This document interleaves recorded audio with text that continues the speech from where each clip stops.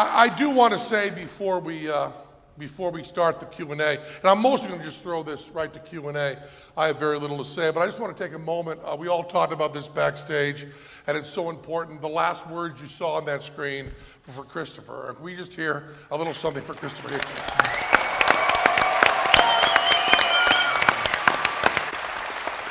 Now, once we open this to questions, which is going to be very, very soon, we know that all the questions are going to go to Lawrence and to Richard. So I want to point out the two gentlemen on the end, these brothers here, are the whole word of brothers, and they're the ones that made the movie. So let's hear it for them for a second. A wonderful job. And I want to ask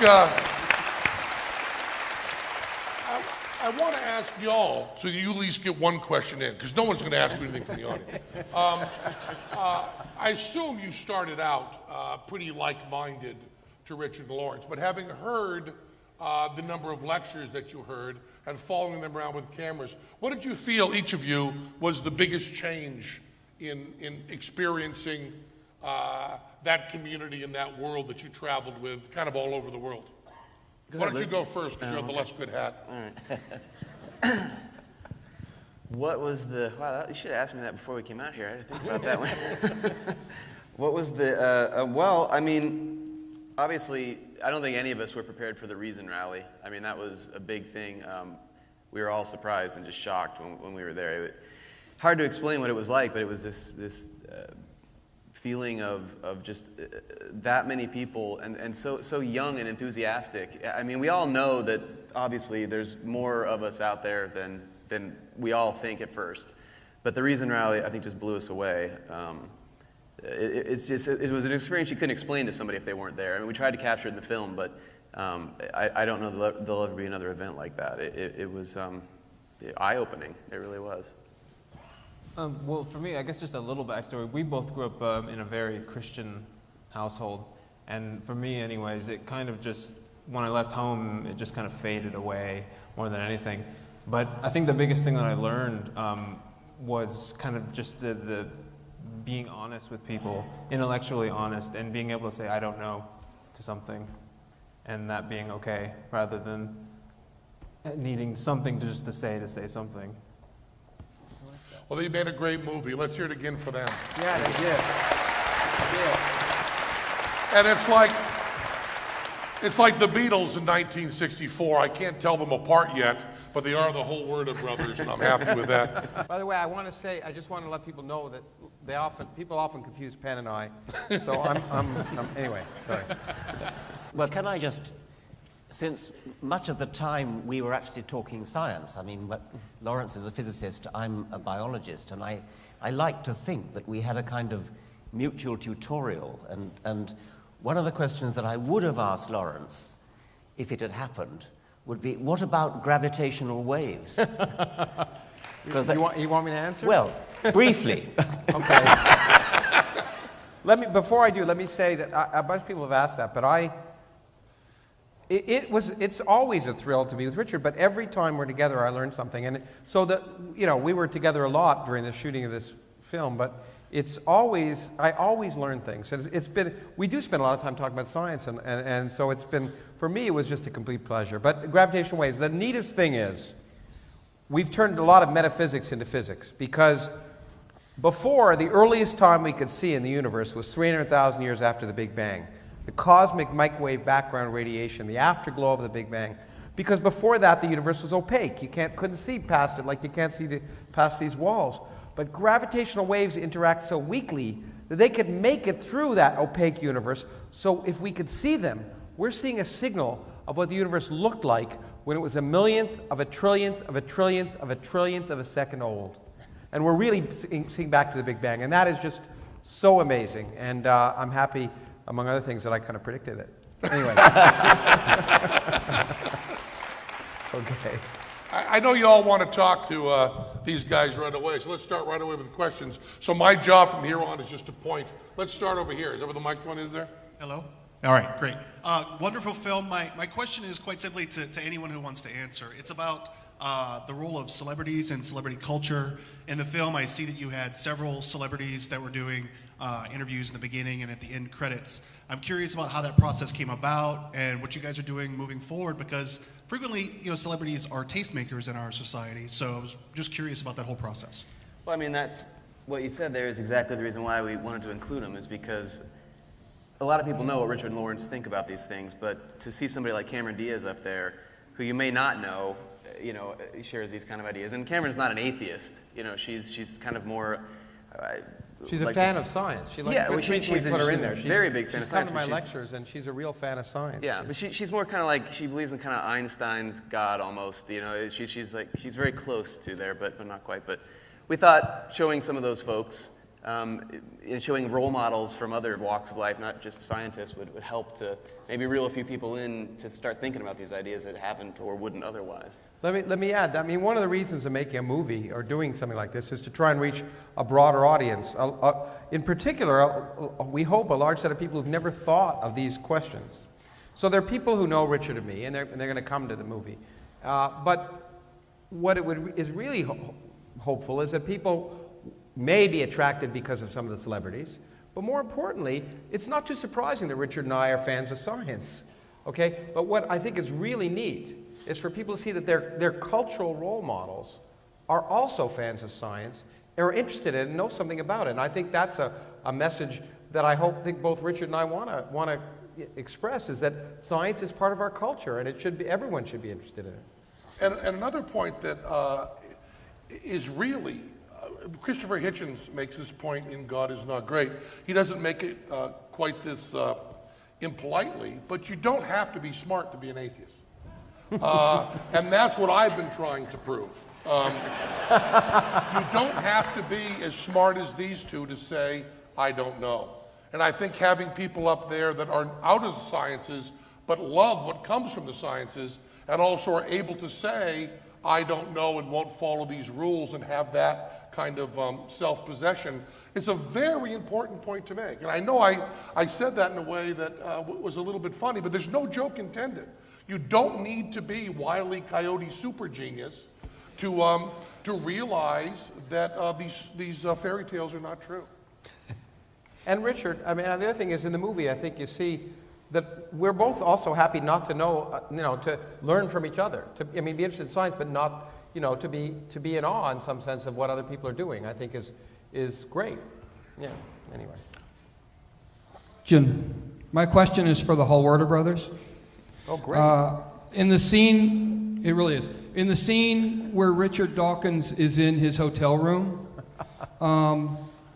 that scene, to me, is just the best moment in the film.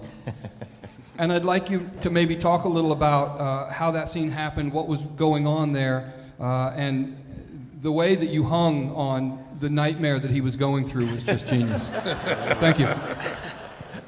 You want to start? We drew a lot from The War Room and Meeting People is Easy, a film about Radiohead. And it was kind of this view of, kind of a dreary view of being on the road and being in a band and kind of flying to one city, taking a cab to the venue, doing the show, signing autographs, off to the next thing, just churning it out. And that kind of happened. It was just an organic thing that happened, and we said, Richard had these interviews set up, and we said we'd love to film one. And for the most part, we were just sitting there, just hitting record, letting it roll, because the guy was just talking his ear off. Yeah, we just kept waiting for Richard to speak. and after a while, you start to realize the guy on the other end of the phone isn't interested in what Richard has to say. Again, there's a lot of editing done there. I'm sure he was a really nice fellow, but we decided to go the Hitchcock route and draw that out as long as possible. And it's one of my favorite scenes also. And I think we were all surprised. I remember, because there's the interspersing with me running around. And I think we didn't know how people would take that, yeah. and whether it would look bad for Richard, actually. And I think for many people it's the favorite part of it. Didn't you say that Werner Herzog said it was his favorite? Yeah, Werner said it was his favorite part of the movie too. Yeah. Hi. This question is primarily for Mr. Dawkins, but I would love to hear everyone's take on it. As technology progresses exponentially, once we're able to recreate the human mind and create artificial intelligence, do you think we'll be able to predict how that would develop based on the evolutionary model? And I had something else, but that.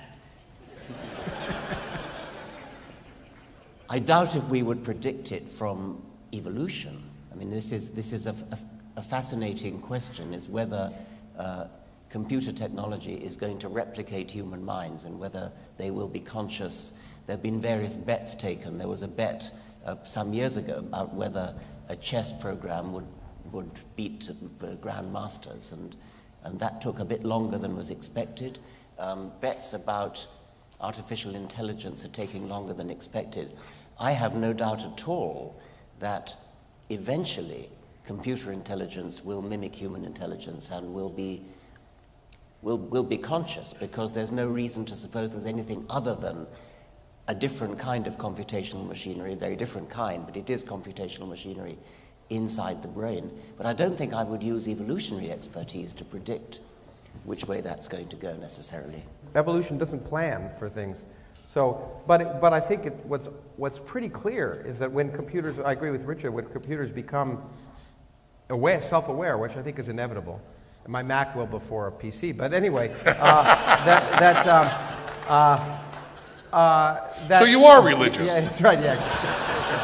But anyway, that it will be, that it will be difficult for biological systems to maintain that, so that the dominant intelligence, if humans want to be part of that, we'll probably have to merge with that. But there's one really neat thing that I don't think is in the film that's you should think about, the challenge of this, that right now, if you want to build a computer, a digital computer, that would have, say, the processing power or the memory storage of the human brain, it would use 10 terawatts of power. 10 terawatts of power. The human brain uses 10 to 20 watts. So it's a factor of a million. There's clearly something different about the way the human brain is computing than current digital computers. So it's going to be a challenge. I don't think it's going to happen soon, but I think it'll happen inevitably.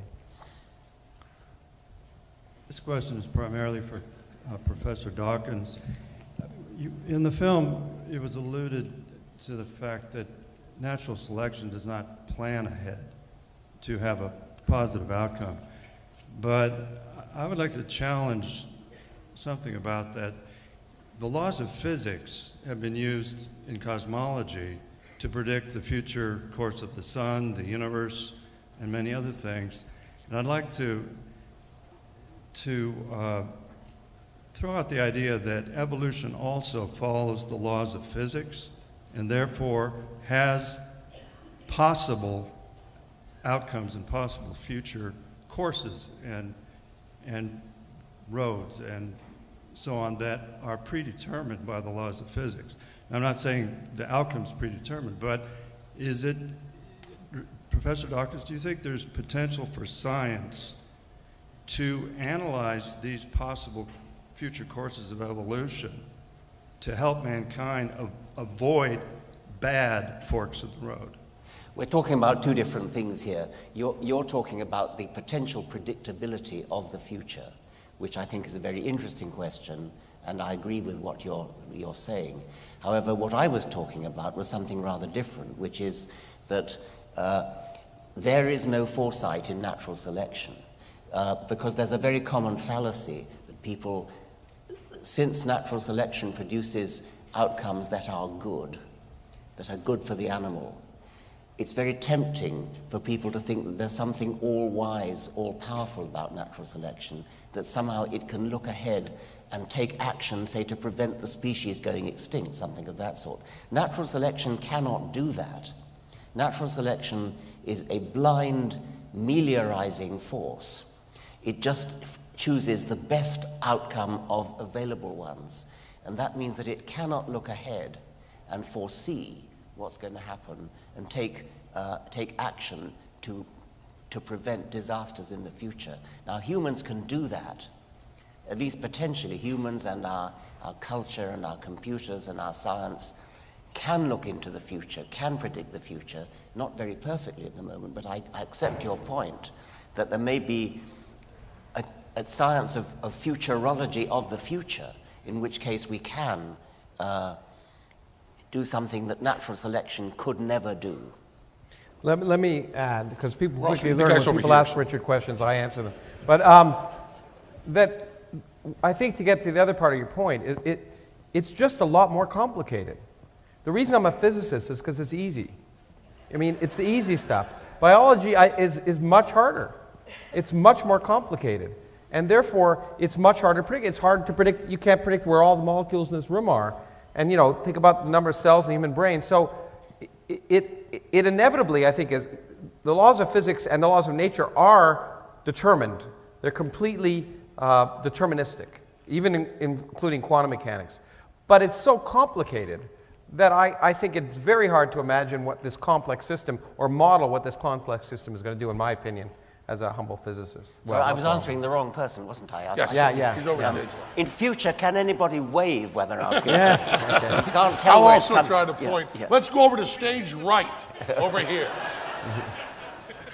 Hello, my name is Mark, and as an anthropology student here at the university, I want to thank you all for coming out here. It really means a lot. Thank you. Thank you. Thank you for coming. My question, once you leave here, it's going to be obviously us who are spreading your message more, assuming that everyone here is mostly atheist. In the movie, you guys were bringing up the beauty of science, and I have that beauty and that appreciation. A lot of my friends and family don't have that natural beauty. They're not in the sciences, and so maybe they have other beauties in their life. Acknowledging that, Professor Dawkins, what do you think is the best way for you, with your friends and your family perhaps, to find what their beauty is and relate that to atheism? And do you think that maybe like organizations like the Sunday Assembly are doing a good job at trying to embrace that? I don't know about the Sunday Assemblies.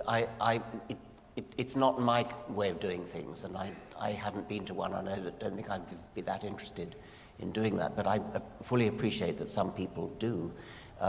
Science for me is beautiful. It's a privilege to be in a world that we are able to increasingly understand. So I'm in favor of science education of what I would call the Carl Sagan approach to science, as opposed to what I call the non-stick frying pan approach. There is a school of thought that thinks that science should be taught in a sort of practical way. You use science in the science of the kitchen, science of cookery. The non-stick frying pan is a spin-off of the space race. That seems to me to be demeaning to the space program. The space program is about exploring the outward urge, the excitement of reaching out into the universe. So I think Carl Sagan, rather than Margaret Thatcher, who once gave a lecture on television on science, talking about the science of cookery. So there are people who think that the way to make science exciting and inspiring is to bring it into the home and say this is everyday science. Well, everyday science is great, but the science of the universe, the science of the galaxies, the science of looking down a microscope, the science of looking inside a living cell, that's what I like to inspire people with. Hello, gentlemen. Hi. Mr. Dawkins, Mr. Teller, Mr. Krauss. Honestly, I said that wrong. Either way, Doesn't matter to me. honestly humbled by your presence here. Thank you for coming. It's all right. And this is more of a question of interest over science in general, but I'd like to ask you, with the massive amount of matter that we have in this universe, do you honestly feel we are the only intelligent species here? In the universe, I think it's highly unlikely. There are 100 billion galaxies in the universe, each containing 100 billion stars. Moreover, we know that at least one kind of intelligence forms from organic molecules, water, and sunlight, pretty easily. In fact, as soon as the laws of physics allowed, within 500 million years or so after the Earth formed, after the comet bombardment stopped, the earliest life forms appear to have evolved. So if we're any example, it appears to be pretty easy in a sense, although we still don't know how, although I do think in the next decade we'll learn how. And the thing that people should realize is that the universe is full of, obviously there's lots of starlight, there's lots of light. Water is ubiquitous, and so are organic molecules. The basis of amino acids, rather complex organic molecules, are being discovered in comets all the time. It's quite likely that the basis of the first complex molecules that formed RNA came from space, or at least were created due to chemical reactions in comets or something like that. So that appears to be ubiquitous, so it's hard to imagine. And now we also know that most stars have solar systems around them, which is something we physicists thought of already. We're pretty sure of, because if you built a star on a computer, it generally had an accretion disk that would fragment and form planets. But now we learn that not only are there planets around every star, but there are planets that we never imagined were possible. All of the laws, we thought that there had to be big gas planets out in the outer part and not in the inner part. We've learned all that's wrong. The variety is much greater, and I find that all the time, that the universe continues to surprise us. So the possibilities of life are great, and I'm absolutely certain that there's life elsewhere in the universe. Now, intelligent life is a very different question, because it's not at all clear it's an evolutionary imperative. We're here due to some accidents, evolutionary accidents, but I believe even if it's really rare, there's so many possibilities it's hard to imagine that it's not out there. However, that's the good news. The bad news is that I think it's highly unlikely that we'll ever know about it. And I could explain that, but I think I've talked long enough. I agree with all that, and I would just add the famous Miller-Urey experiment, where it was shown in the lab that you could get the right kind of organic compounds if you simulate the early conditions of Earth. That's no longer necessary, because those compounds are now known to be in meteorites. They're all over the universe. One thing I would add, if you're one of those people who wants to believe that we are alone in the universe, then given that there are something like 10 to the 22 stars, and most of those probably have planets, the paradox is that if you want to believe that we're alone in the universe, that means that the origin of life on this planet was a spectacularly improbable event. So improbable that you might as well give up speculating about how it happened. Because what we're looking for, if you believe that we're alone in the universe, what we're looking for as the chemical event that gave rise to the origin of life is an event so improbable that you would call it impossible by ordinary standards. And of course I don't believe that, and so I agree with Lawrence. I think that probably there's lots of life in the universe. I also agree that we may never know about it, because by the very same argument that says, because there are so many billions of planets available for life to form in, and they're so spaced out, the chances are that these islands of life may rather sadly never encounter each other. Hi, my name is Ed. Well, thank you all for coming to fabulous Las Vegas, and your movie was great. Thank you. I've seen all your documentaries on YouTube. My question is for Professor Krauss. Black holes, they say that light can't even escape them. Mm-hmm. But in a young universe, you've seen energy or light coming out the top and the bottom. Well, if light can escape a black hole, how does that happen? Well, our universe, first of all, actually, very small black holes are very bright anyway. They tend to evaporate by something called Hawking radiation, which is what made Stephen Hawking famous. We think. We've never tested it, but the laws of physics suggest that should be the case. But more importantly, the early universe isn't a black hole, as far as we know. We think that the universe on large scales is almost flat. And that says something quite interesting. And I learned this from Tommy Gold, who you may know. When I was a high school student, he really inspired me. He was an astrophysicist and writer. And this is really neat. Take this home with you. Black holes are really weird objects for most people, because, light can't escape from them. If you took the sun and you compressed it to the size of Las Vegas, it would become a black hole, probably a lot like Las Vegas.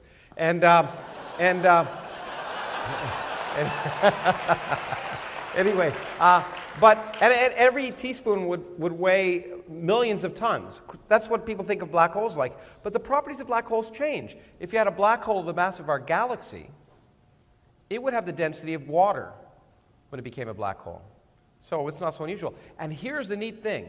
If you had a black hole of the mass of our universe, its density would be within a factor of 2 of the density of our universe. So we could be living inside a black hole in principle. It's not too bad. Take that home with you. Stage left.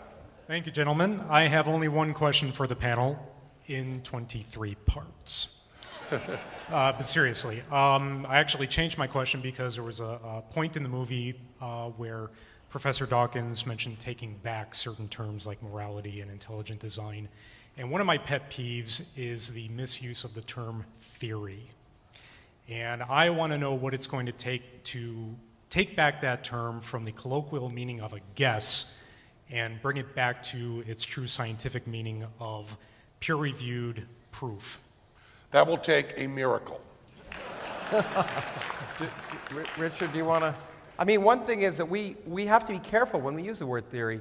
And I've said this somewhat facetiously on stage with my friend Brian Greene, but that it's an insult to evolution to call string theory a theory. Because it's not a theory, and I think he agrees with that now. A theory in science, as you know, is something that's very different than a guess, something that is well tested over and over again. And we use that word, unfortunately, scientists use that word inappropriately as well as the public.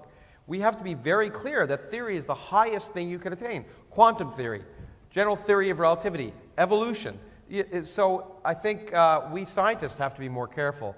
But it's really hard, I think, to imagine changing that meme, if you wish, in society. In my opinion, I don't know if Richard agrees. Yes, I think we're fighting a losing battle trying to get people to change the way they use the word. I think we need to start talking about the fact of evolution. It is a fact. It's a totally secure fact. There's no doubt about it, and we need to stop even using the word theory for it. Call it a fact. That's what it is. Thank you, gentlemen. Good question. Stage right. Hi, I just have one question. What do you think of the new cosmos?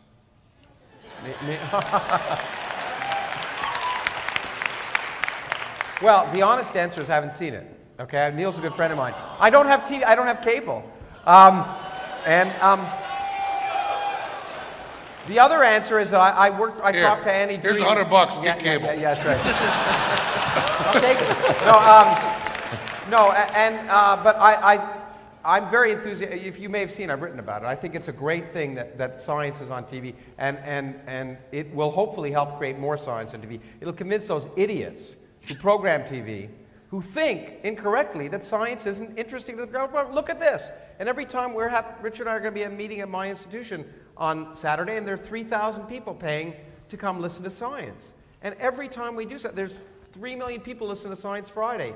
People are fascinated by science, but TV producers don't realize it. So I hope it'll do very, very well, because then it'll convince these nudniks that they should put something interesting on TV, and then maybe I'll get cable.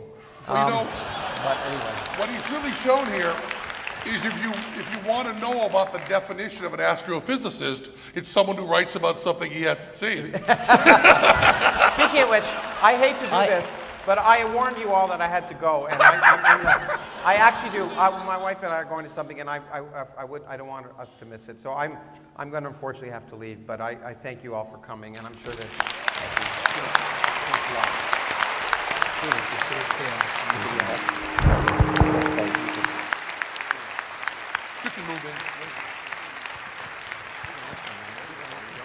Okay. Well, I have seen the new Cosmos. I have no right to have seen it. It's not been shown in Britain. I've seen it illegally. I downloaded a piece of software which fools my computer into thinking it's in America.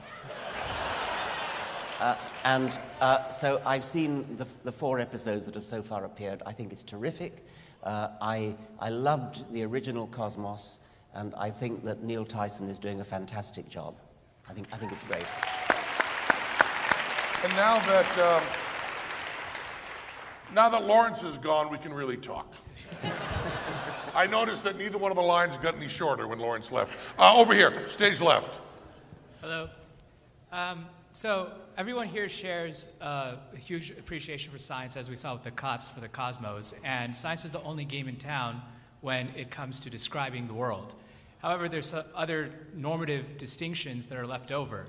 And I was wondering, like, as atheists, we still might have some conflicts over normative decisions that aren't descriptive, which science provides answers for. Oftentimes, religions fight over those normative distinctions that can still exist with atheists. So I was wondering, like, do you have any thoughts on how we could use our knowledge to inform something like a debate between a libertarian and a socialist, or other situations that are still left over, conflicts absent God?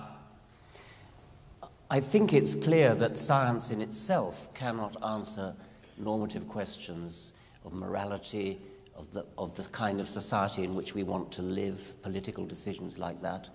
But the methods of thinking that characterize science, when you think about what moral philosophers do, and moral philosophers consider moral questions in a scientific way, I mean, using the methods of logic, which are the same as the methods that science uses, scientists can massively inform moral questions on abortion and things like that, not fundamentally saying what is absolutely right or wrong.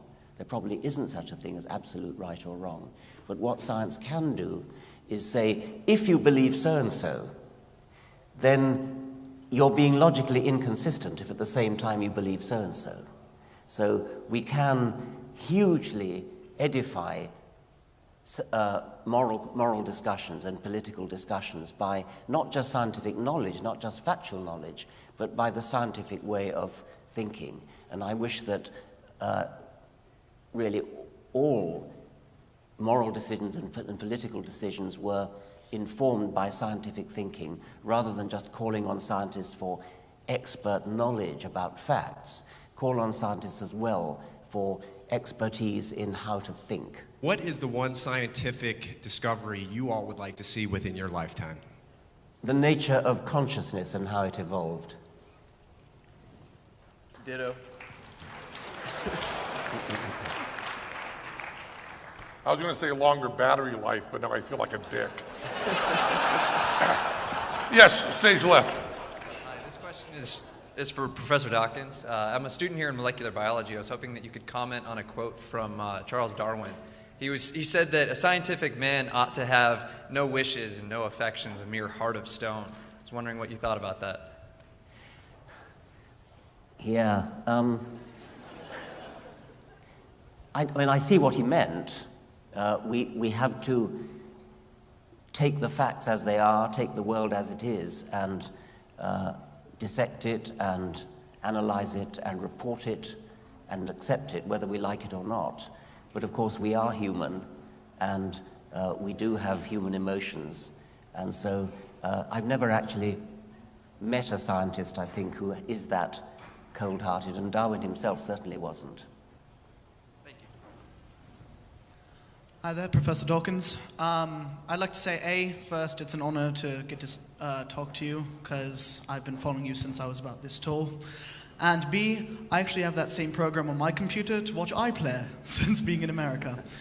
My question for you is, for all of us, or at least most of us here, who consider ourselves atheist or practically atheist, a lot of us pretty much get flack for being atheist, and we get called, or at least I get called, a godless heathen. We got compared to rapists in that one report.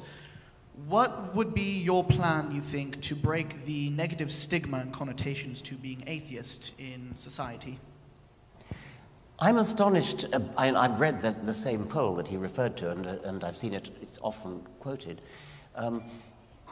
I don't meet these people who say things like that. I mean, when I come to America, I don't think I ever meet people who are religious maniacs in that way.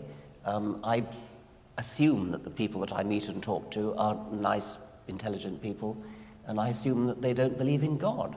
And I'm always astonished when I read polls like the one you refer to. So well, that's the first thing. I'm hoping that there will be a tipping point phenomenon, that there are actually far, far more people who are not religious in America than many people realize.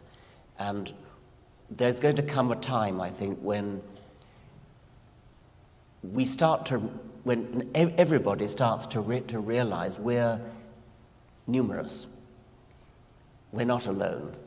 We're numerous. And then there will be a tipping point, and suddenly it'll go. Politicians will suddenly realize that they no longer have to pretend to be religious, as they do, apparently, at present.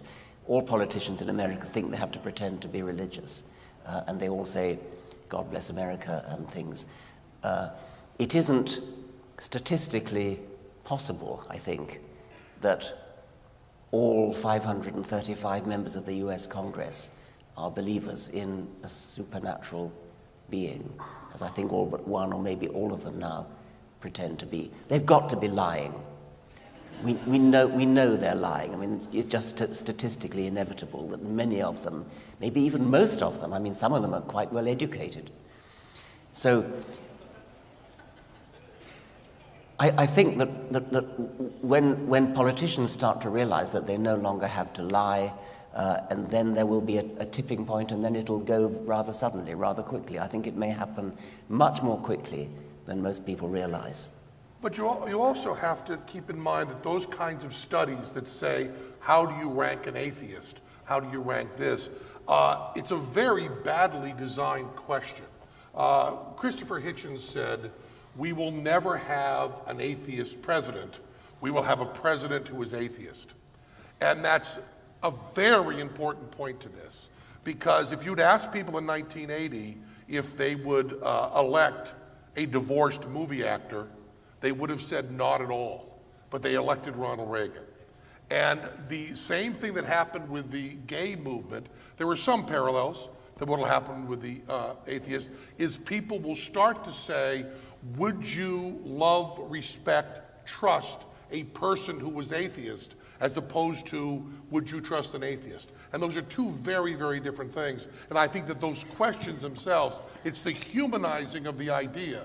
It's not an idea that these people, it's an idea these people are bothered by. It's not the people. And we just have to remind them that it's the people that matter. Well, I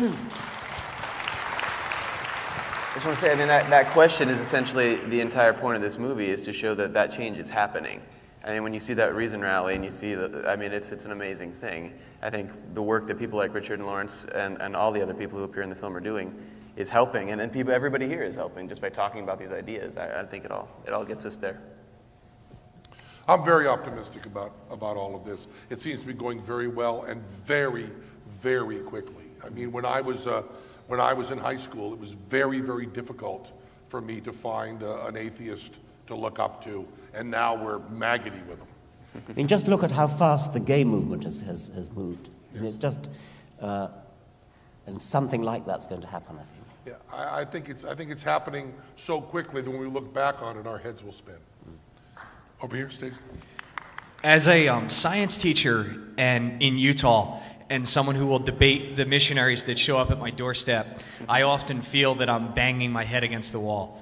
So when you're out speaking to overly religious groups, how many people do you have to reach to feel that you've been a success and it was worth your time?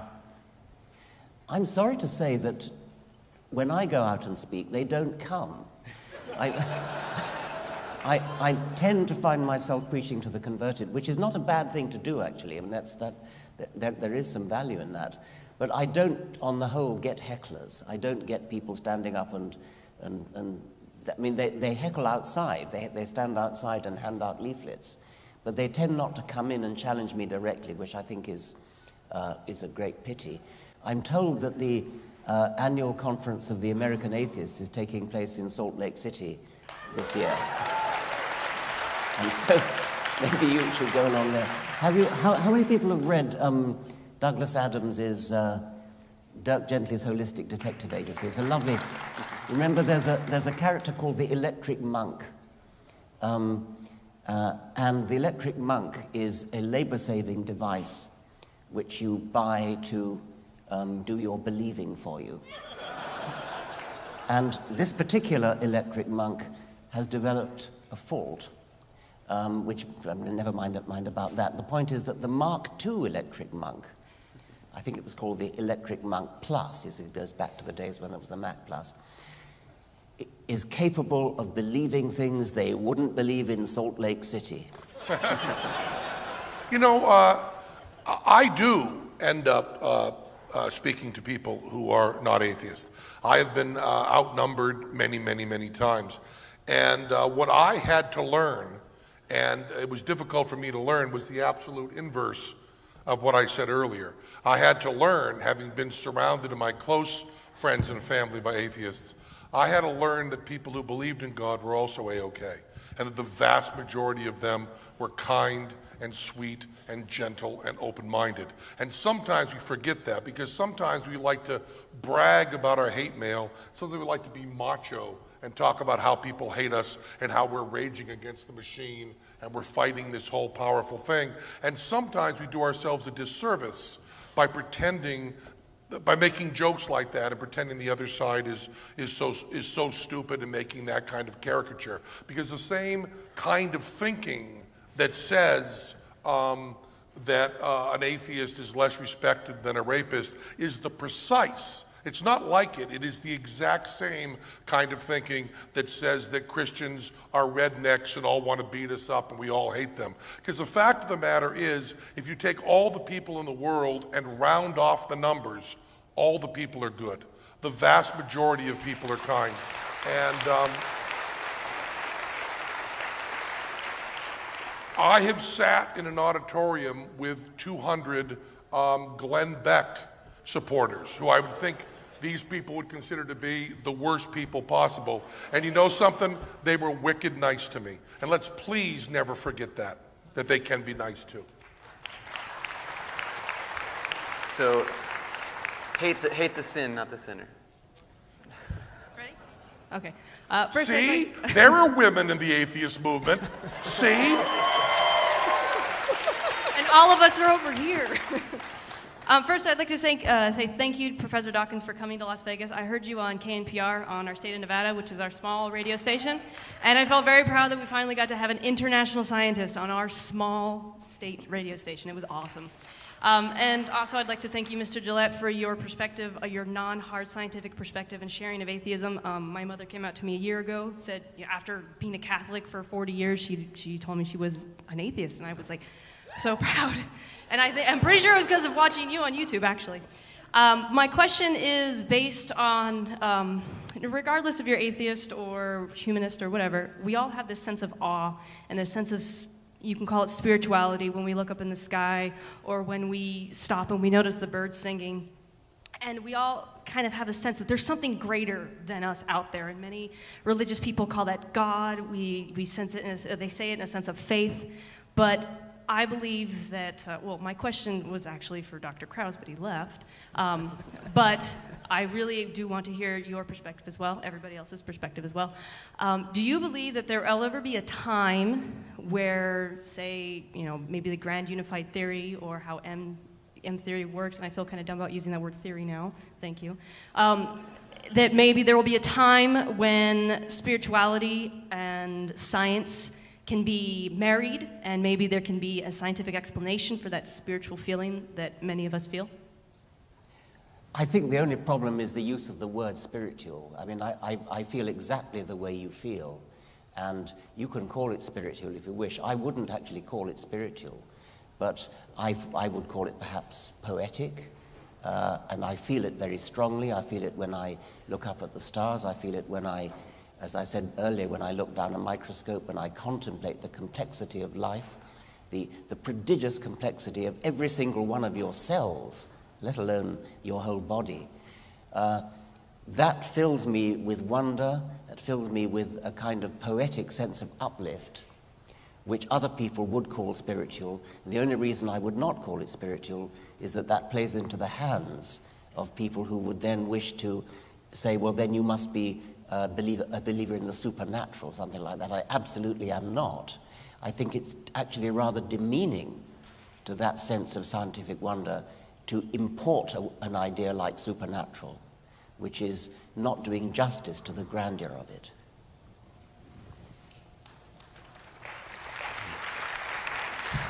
This question is for any one of you gentlemen who would like to pick it up.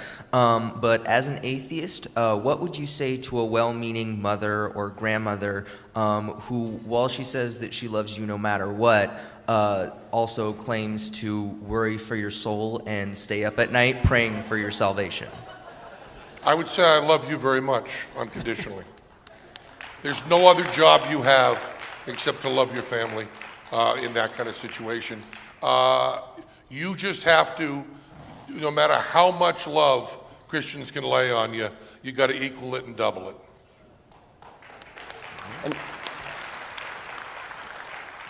And you have to sympathize. I mean, if they believe that you're destined for everlasting hell, then that's a very serious worry. And so I think you have to sympathize with what they feel. Thank you. Yeah, it's so easy to turn that into a dividing thing, and they are concerned. And when they claim they love you but still worry about you, that's not a claim. They absolutely do, and just love them back. Well, Gallup poll would suggest that I'm both the most and least trusted in America today, being that I'm an atheist nurse. So I apologize that my question is just the subject matter of Dawkins' tie tonight. Who makes your I didn't ties? hear what. Your tie. Oh, I was just asking, Richard, what is going on with your tie? Oh, my tie. You didn't know there were going to be hard questions. All my ties, the only ties I ever wear, are hand-painted by my wife, the actress Lalla Ward. And so this is my Galapagos tie, and she painted it for me when we went to the Galapagos Islands. At the bottom there is a Nazca booby. That is a blue-footed booby. That's a Galapagos flightless cormorant, which is a remarkable bird. It's lost the power of flight, but it still has wings, and like any other cormorant, it hangs them out to dry, which is a rather beautiful thing. I think that's a Galapagos hawk, and I can't see what's in the knot. But, and there's an egg on the other end. Thank you. So.